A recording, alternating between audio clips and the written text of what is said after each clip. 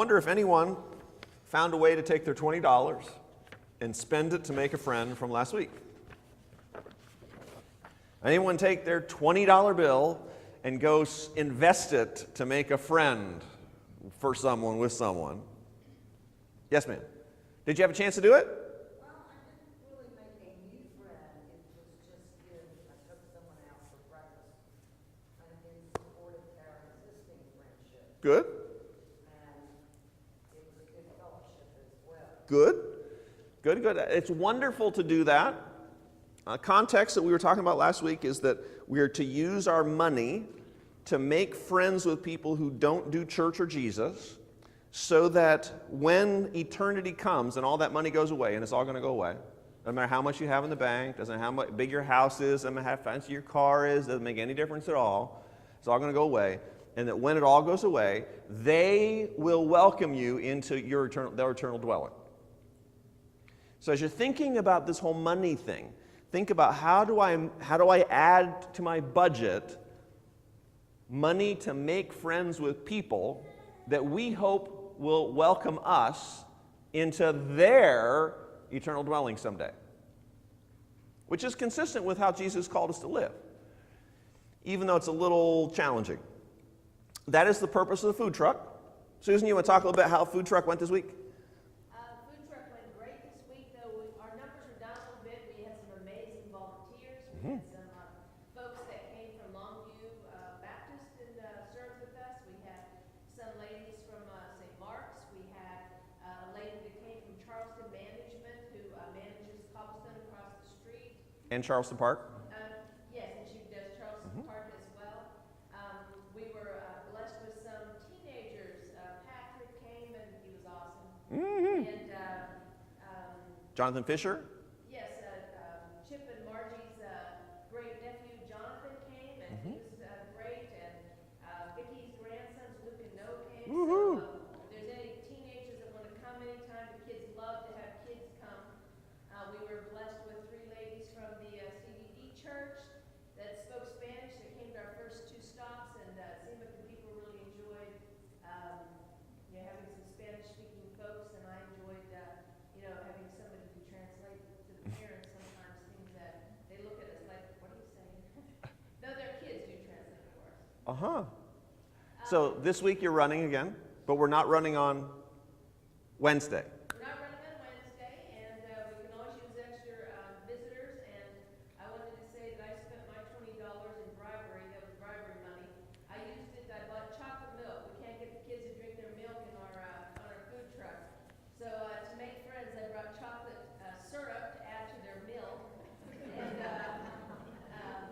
that seemed to help them to first drink their milk, and we didn't have such a big surplus at the end of the week. So. Good, good. Well, kids like chocolate milk. It helped. The volunteers, everybody, even our folks who went out and gave their time in the heat. Yeah. It was amazing too. We got some great volunteers from our church as well. Yeah, very good, very good. One of the things I did last week is I have been feeling for about 9 months since we got the food truck like we need to use the truck for something else. And God has been poking me about doing some kind of a vegetable stand out front. And so yesterday, Susan and I, we drove to the farmer's market, spent $70 on buying fruits and vegetables. We have a few left over, and so if you want some onions or some tomatoes or peppers or banana peppers in the back, there's a bag there, and if you just throw me $1 or $2 to help defray expenses, that'd be terrific. And if you can't afford that, just take the vegetables. I'm happy, because we don't want to let it go to waste. That's the important thing. But yesterday, I was out front for about 4 hours, and I had 3 people stop by. I prayed with 2 of the families, 2 of the couples that came by. It was just moms or grandmoms with granddaughters, grandkids, or kids.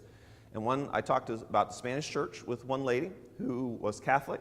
And so we talked about how Jesus goes beyond church affiliations, and if you know Jesus, you know the right person. And she said that was right, and so I was encouraged with that. So I said 5:30, and we also talked, Dick came by, and when Dick was there, we had talked to a lady named Nancy, who's a delightful young lady, happens to live in Foxhall Village, by the way. And she has some nieces and nephews, and she might try to come to the 5:30 service with Ciudad de Dios, and that was kind of fun. And this is an experiment that God has called me to do. I don't really know where it's going to go or what's going to happen, but if God calls you to experiment with something, you ought to try it. Now, granted, it took me almost a year to execute it, okay? So don't feel bad if it takes you a while that you have to get the courage up to make it happen, because Pastor Dan's chicken too, just like you. So don't be afraid of that. Today we are in Luke chapter 16, and in the next maybe 30 minutes. We'll see how it all works. We're going to take a look at Luke chapter 16. When my kids were little, we kind of used an idea that if you weren't looking at me and your eyes weren't on my eyes, you probably weren't listening to me. Mostly because when my kids were looking at something else and I was talking to them, it was clear they were not listening. And so I remember one particular day after I had gotten after my kids and we were talking about something, I had taken their head, and I think it was Ben and Ben's little squishy cheeks, and I turned his little face, and I said, Ben, I need you to look at me. And his eyeballs are like going like this. You know how it goes. I said, Ben, you need to come around. You need to look at me. And so then we had that conversation. And sometime later, we were doing something else, and Heidi was talking, and I was probably watching TV or something. And she climbed across the couch, and she grabbed my head in her hands. You know, you hate it as a parent when your kids do this to you. And she turns my head, and she says, Dad, look at me. I'm talking to you. Well, there's a thing called hearing, and then there's a thing called listening. We do a lot of hearing. One of the things I have been working toward is some coach training. One of the things that we've looked at with church is called Stephen's ministry training. And Stephen's ministry training is about how do you come alongside people, not to give them advice or tell them what they ought to do, but how do you listen?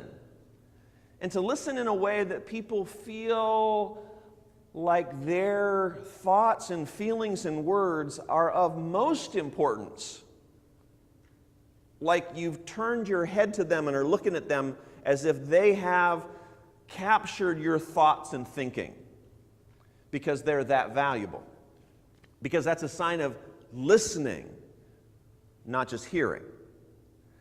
Well, today, as we look at Luke chapter 16, Jesus is continuing this theme of telling the Pharisees, guys, you keep hearing what I keep talking about, but you don't seem like you're listening very well. And so we have another parable.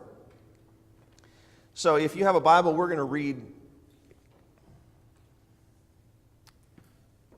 starting in, we'll pick up in verse 10 and then we'll go down through the end. Luke chapter 16, verse 10. This is kind of a repeat from last week, but it'll make sense when we get farther down the context. Whoever can be trusted with very little can also be trusted with much. And whoever is dishonest with very little will be dishonest with much. So if you have not been trustworthy in handling worldly wealth, who will trust you with true riches? And if you've not been trustworthy with someone else's property, who will give you property of your own? No servant can serve two masters. Either he will hate the one and love the other, or he will be devoted to the one and despise the other. You cannot serve both God and money. The Pharisees, who loved money, heard all this. Now, this previous chapter 16, was addressed to his disciples. So the Pharisees are overhearing Jesus' conversation with his disciples. The Pharisees who loved money heard all this and were sneering. I kind of pictured little noses being wrinkled with this kind of look on their face, sneering at Jesus. And Jesus said to them, "You are the ones who justify yourselves in the eyes of men, but God knows your hearts. What is highly valued among men is detestable in God's sight." Now, here's almost like where Luke inserts this teaching, and if you have a Bible, it might be titled Additional Teachings. It's almost like he should have jumped right from that verse right to the next parable, because the next parable is connected to the previous verses. But I wonder if maybe Luke was trying to make the point that you can't just claim one part of the law without considering the whole impact. Because they highly valued something different than what God highly valued. You're the one who justify yourselves in the eyes of men, but God knows your hearts. What is highly valued among men is detestable in God's sight. So Luke continues, verse 16. The law and the prophets were proclaimed until John.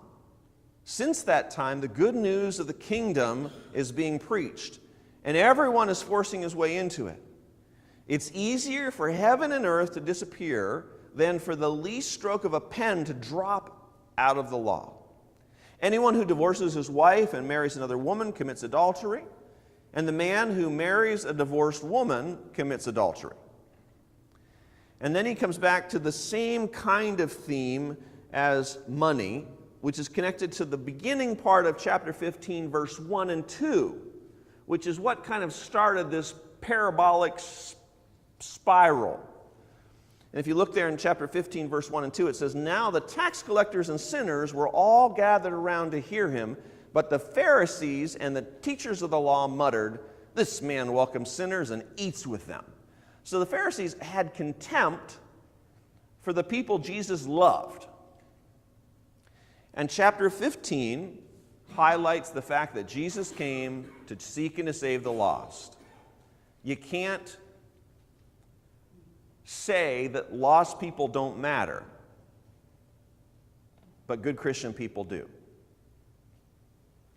That's what he's telling the Pharisees. You can't say that, because I came for the lost people.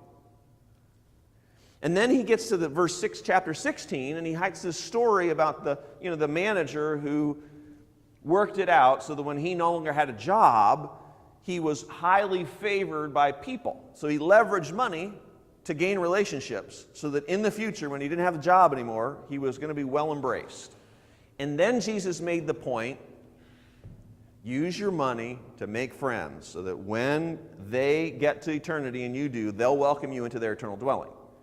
Then we get to the story of rich man and Lazarus, which typically when you read and hear this story, you think about it being told as an illustration of heaven. Sometimes people leverage this as an illustration of how rich people are bad and poor people must be less bad. But it's not that at all. In the context, and you always have to look at context, in the context, Luke is making the case that Jesus thinks that the Pharisees are using their money like the rich man does. And that Lazarus is equivalent to the tax collectors and sinners over in chapter 15, verse 1 and 2. So let's read down this story and look at how the consequence plays out if money is the latent thing that drives your decision making.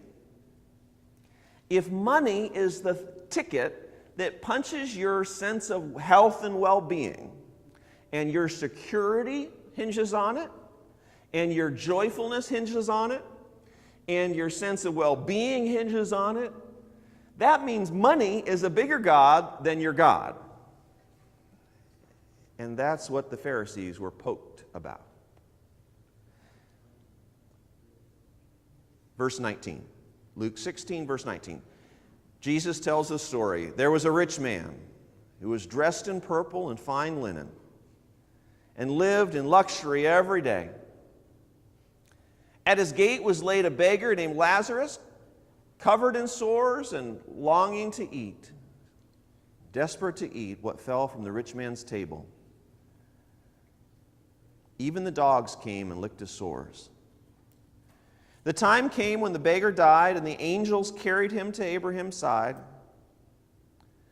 The rich man also died and was buried in hell or Sheol, where he was in torment. He looked up and saw Abraham far away, with Lazarus by his side. So he called to him, Father Abraham, have pity on me and send Lazarus to dip the tip of his finger in water and cool my tongue because I'm in agony in this fire. But Abraham replied, Son, remember that in your lifetime you received good things, while Lazarus received bad things. And now he is comforted here, and you are in agony. And besides all this, between you and I is fixed this great chasm, so that those who want to go from here to you cannot, nor can anyone cross over from there to us. He answered, Then I beg you, Father, send Lazarus to my father's house, for I have 5 brothers. Let him warn them, so that they will not also come to this place of torment. Abraham replied, They have Moses and the prophets. Let them listen to them. No, Father Abraham, he said, but if someone rises from the dead and goes to them, they will repent.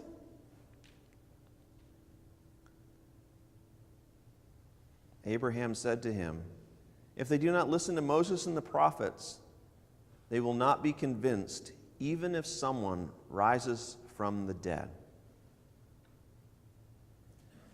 If they will not listen, if they will not listen, if they will not let someone even turn their heads away from money, that they would listen, they're just hearing.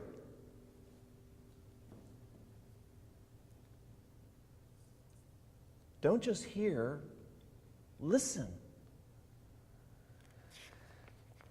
There are 4 or 5 principles that I'd like for us to draw out of the story, and we'll quickly walk through them. First, is the story paints a picture where we are to bank on eternity more than BB&T. You are to bank on eternity more than you are to bank on BB&T. Now, BB&T is a fine bank, but the context of Luke 16 is money. So in this parable, Jesus is really addressing the way people love money, financial security as compared to God's security, and how material comforts work their way into the person's heart and blind us to where we're headed. We're familiar with that. The thrust of Luke 16:13, where it says, No servant can serve 2 masters. Either will hate the one and love the other. He'll be devoted to the one and despise the other. You cannot serve both God and money. The emphasis there is there are 2 gods. You got to pick and choose. Last night as we were flipping through the channels, we saw CNN running Anthony Bourdain's program, Parts Unknown. Fascinating man. And every time I see him, I think of how tragic it was that hope had drained from his life. He had what would be considered by most every perk in the world. You ever thought that travel would make you feel fulfilled? He traveled. Did you ever think of experiencing new cultures would make you feel fulfilled? He had it. You ever think that having resources and money, nice cars, pretty houses, relationships with people? He had it. But there was something missing in him. And my guess is he fixed his eyes on everything he could hold on to that would sustain his life in this world. And he banked more on what he put in BB&T than what would go into his eternal dwellings. BB&T is a fine bank, but not for your eternal treasures. Jesus is warning the hearers, bank on eternity, not BB&T. The second point there is be careful what captures your heart. This story isn't about the evil of riches or the beauty of poverty. The story is not about either of those. It's about how setting up an idol will ultimately ruin your life. And when we love the gift more than the giver, God will back away until we come to our senses. You remember the parable of the young man who asked his father for the inheritance? You remember he took his money, he went, and he had such a good time? And what does it say? He lived his life fancy and exciting until he came to his senses. Something clicked in there and said, man, this life that I'm chasing, that is empty and hollow and doesn't give me what I want, is no longer valuable to me. I'm going to humble myself and I'm going to go home where at least they've got food. At least I've got hope. At least I've got somebody who loves me. Be careful what captures our hearts, because sometimes the dream is not as good as what we would expect. You can pick an addiction, whether it's alcohol, drugs, sex, technology, relationships, the things that we use to shift our heart sadness as a substitute to a humble awareness of God's tremendous affection for us. And every one of those addictions works the same. First, you give yourself to it because it's entertaining, fun, enjoyable. At some point, it becomes the thing that rules you and governs what's valuable to you in your life. And then you start taking out all the people you care about to get the thing that gives you a sense of worth and value. The thing that you first prized became the idol that drives every moment of your day. Be careful what controls you. Wealth so captured the hearts of the Pharisees that they had no room for the poor. Oh, they had their token tithes, don't get me wrong. You remember? They gave their smallest part, 10%, got to give it, make sure you give it, got to give it. But in their hearts, they had no room for the poor. The rich man was so swamped by his status and influence, he doesn't have a name in the story. He's not even named.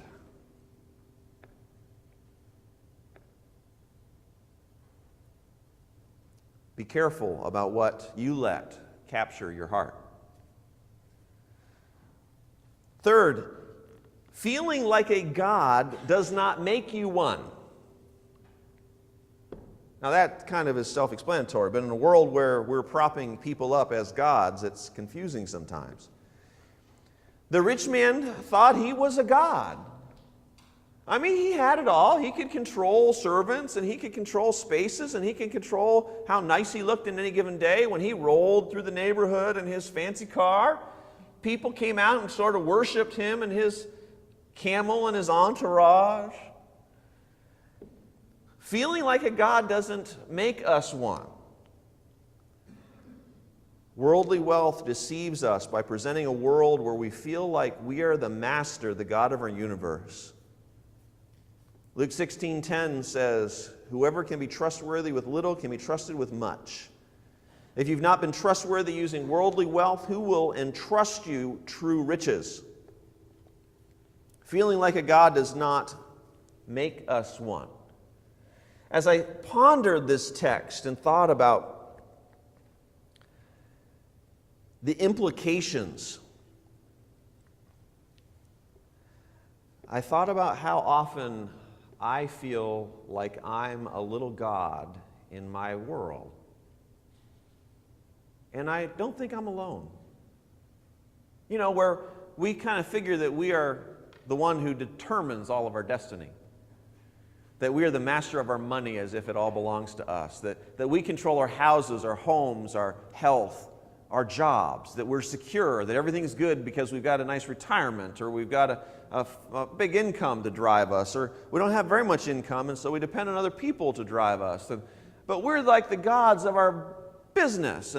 And there's this deception that suggests that if we are in that much control, we must be the center of the universe.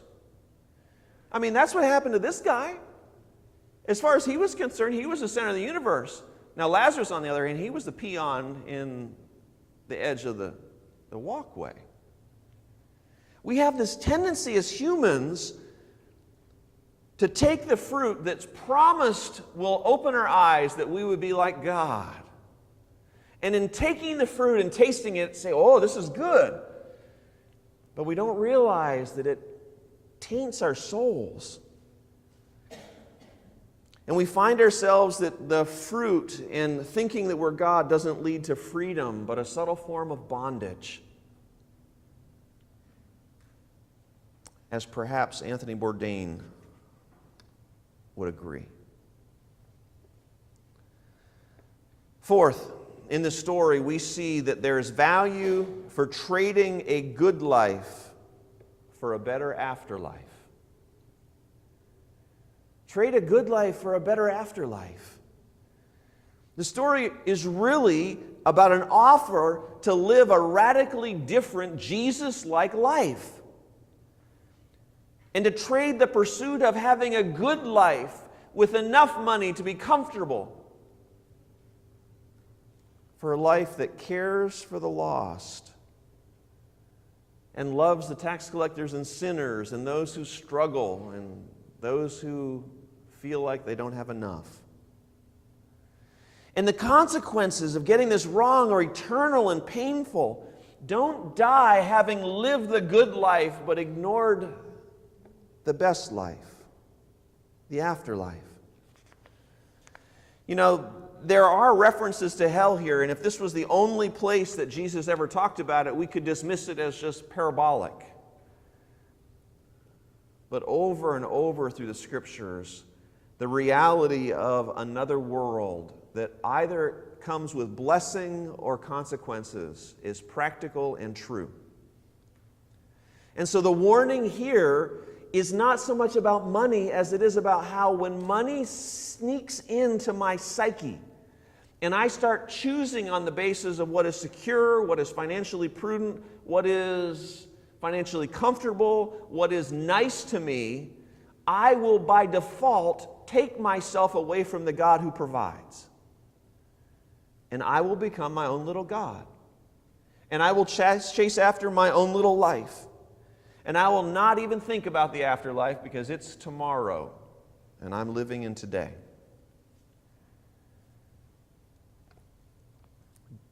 Don't trade a good life for a better afterlife. Be conscious of what it is that is governing your decisions. And ask yourself, am I being guided by a love of God and a worship of a God who promised to provide?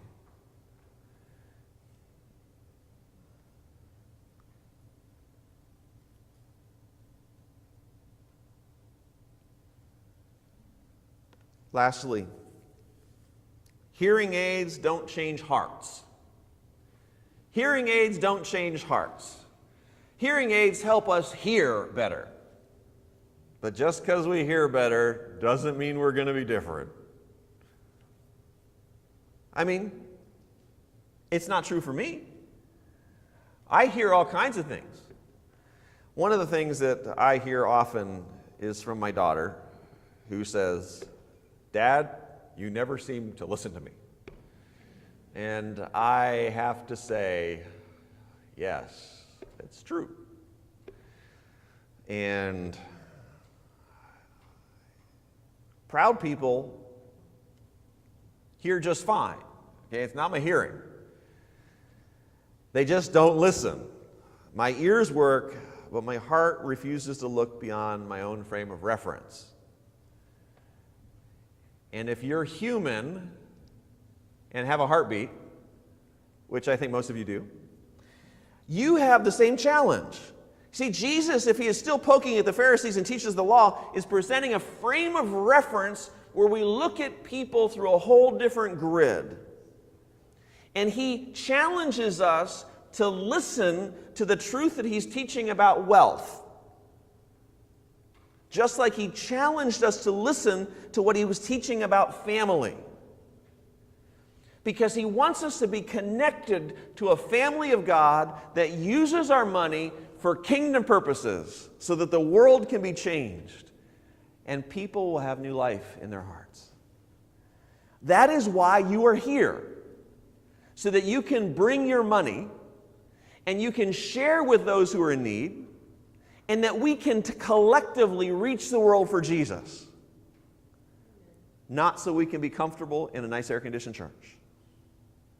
Even though I like that, okay? I like that. I walked in today, I thought, man, it's really nice. The air conditioning feels really good. We talked about who is Lazarus. He represents the lost sheep, the lost coin, the last son. His name means God is a help. You know, it's interesting, this story does not tell us how they ended up where they ended up.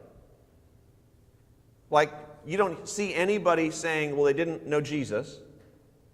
You didn't hear anybody saying, well, you rejected Jesus. The rich man didn't end up where he ended up because he rejected Jesus, even though we can infer that he did. And Lazarus didn't end up where he ended up because the text says he accepted Jesus. It's not a real story, it's a parable.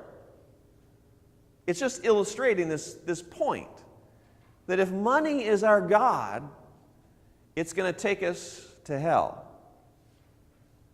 And if God is our God, we're not going to live for our money, because that's what the Pharisees were doing.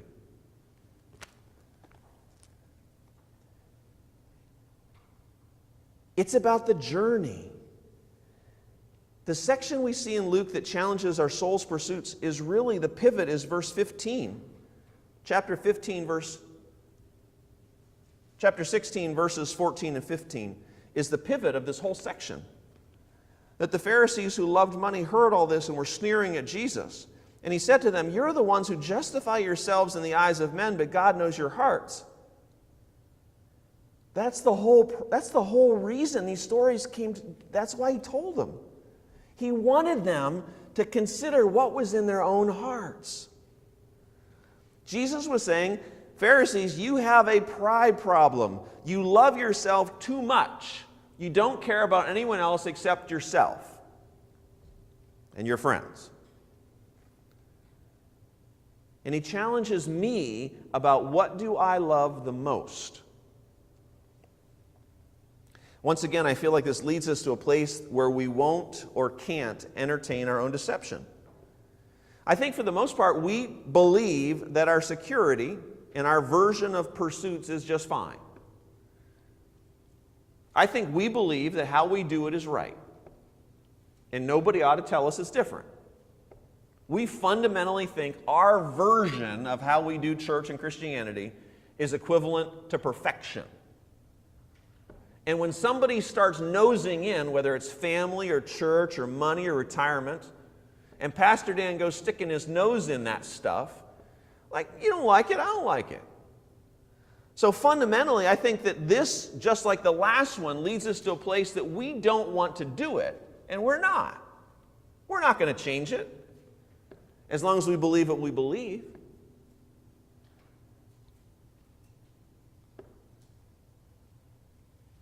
We're addicted to worldly wealth more than we're addicted to making friends with sinners. And we justify it just like the Pharisees do. We're going to stay there with our comfortable conclusions and pleasant tithing habits because God gets his 10% and the rest belongs to me.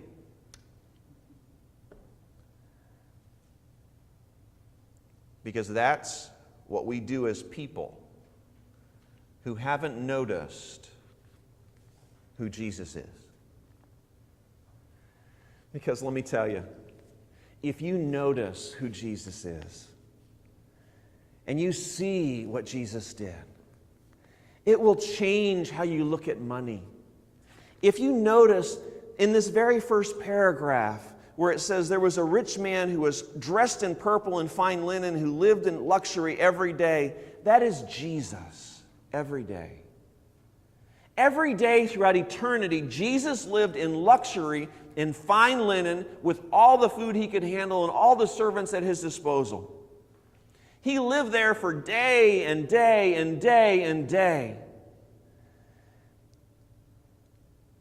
And he left every bit of that because he loved you so much. He left it all. He took it all and he left it in heaven, and he said, those people on earth that are lost and dying and in their material wealth, they don't have a clue as to how sorrowful their lives are because they're so enraptured with the money they got. And I'm going to go down there. And he went and he landed himself in a stable that was probably mucked clean, but certainly not a palace. And he says, if you believe in me, I will give you eternal wealth that will knock your socks off. If you follow me, I will give you an eternal dwelling that I have gone to prepare for you that is 17 times bigger than that shed you live in called a house. And I don't care how big or how nice it is. He promises that there is a garden in heaven with fruit that when you eat it, the juice runs down your lip. Now, I'm exaggerating just a little bit, but there is a place in heaven and a feast that is so phenomenal that if you could trade your Golden Corral lunch today for it, you would say, let me go. And Jesus is telling this story to the Pharisees because they have bought the lie. They've bought the lie that God is not that good. They've bought the lie that God is not that loving. They bought the lie that God doesn't care about their soul and their heart, and He's going to mess up their system. And they bought the lie that because they're little gods, they need to protect their system instead of trusting the God who says, I made this system. Believe me.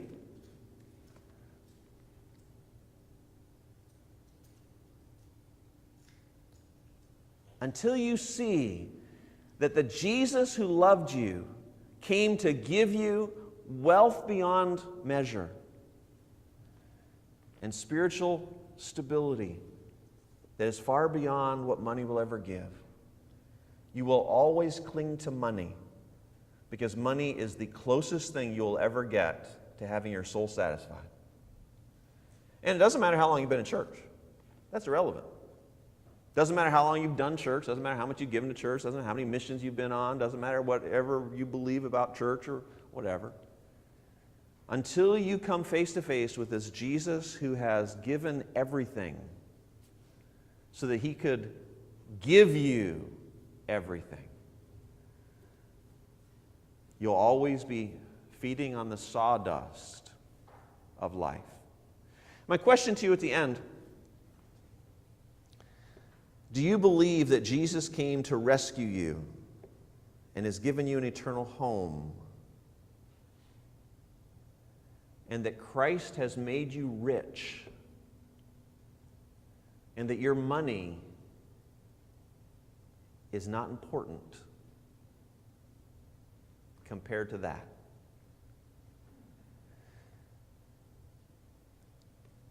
If you don't believe that God has made you rich and your money is not important compared to that, money will always pull you away, no matter how much Bible you read, no matter how many prayers you pray. It all comes down to the same thing that Jesus talked to the Pharisees about. Do you love me or do you love money? Marcia and I have been dialoguing about life in our family, and we have discussed how life might change if Marcia were to change jobs. Now, she has been very grateful for the job she has. And like your job, there are things that are stressful in your job. You know, there are things that make you go, man, I wish I could quit yesterday. There are things that make you say, I'd like to retire in 5 minutes. You know, and if there's a way I could figure out how to financially do it, I would have quit on Friday. You know, anybody with me? Okay, I see most hands, okay. So as we've dialogued about this whole thing, one of the things that is a challenge for us is our health insurance benefits are through state government. And the church is very gracious to me, and we have agreed to trade where I get cash money in lieu of not needing benefit money. And we can figure out some other means to cover insurance, but you know insurance is expensive, right? I find myself fixed on money, and I've been fixed on money because we've been having this conversation for some time. My crisis is, do I believe that God will provide for us? Or do I say I believe that God will provide for us? You hear the difference?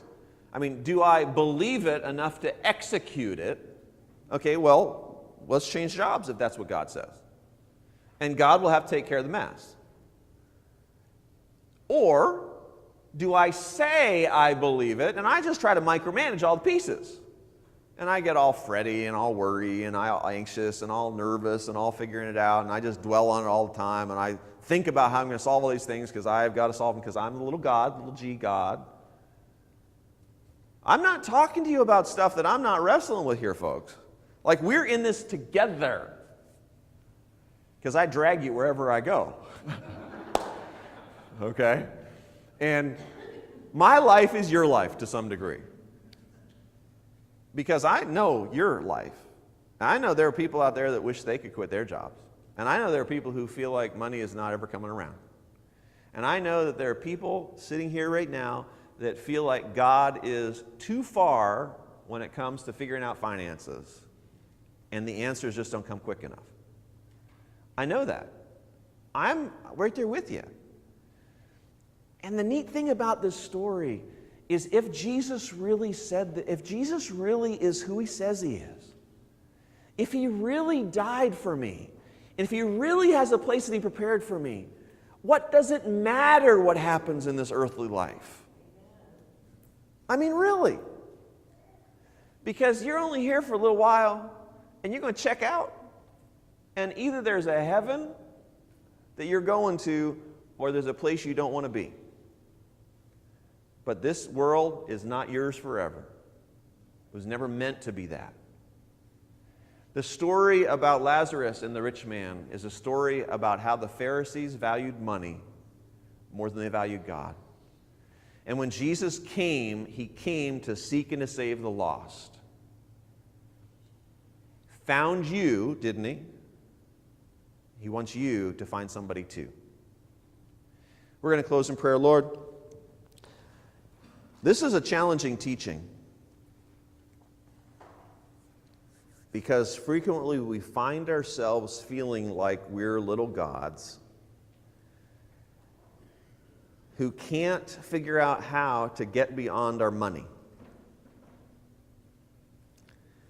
And I pray for a divine intervention in our faith this week, that you would enlighten us with the miracle of your provision. Not that we would have all the money in the world, but that we would care less about the money we don't have and live in the life you've given us today. I pray this blessing in Jesus' name.